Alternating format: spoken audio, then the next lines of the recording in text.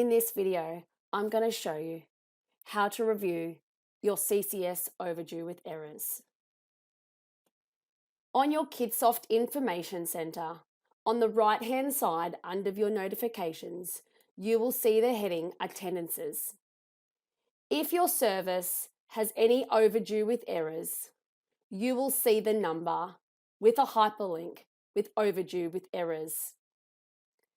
Click on that hyperlink and this is going to take you to the CCS Roll Marking page.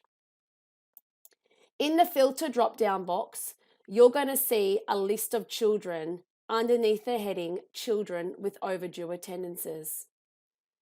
When selecting the child's name, if there is a CCS error, this will display in the error column of the roll marking. A helpful hint is if you use your multitabbing in Kidsoft by clicking on the left-hand button of your mouse on Go to Child. It will bring up the child's details page. You can fix up the applicable errors, whether it's for the bookings or for the child's enrolment.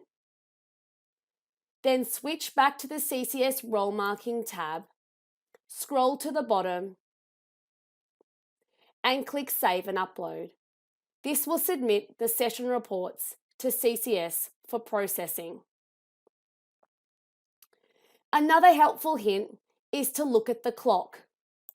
When clicking on the clock, the child may be missing a sign in, sign out, or an absent marking on their booking. Once you've completed this, you can click Save, and again, you can click Save and Upload.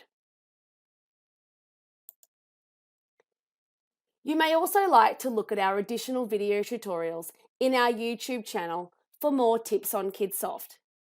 And if you need any further assistance with any of the errors that are listed for your overdue errors for CCS, please do not hesitate to reach out to the Kidsoft Customer Success team. Thank you.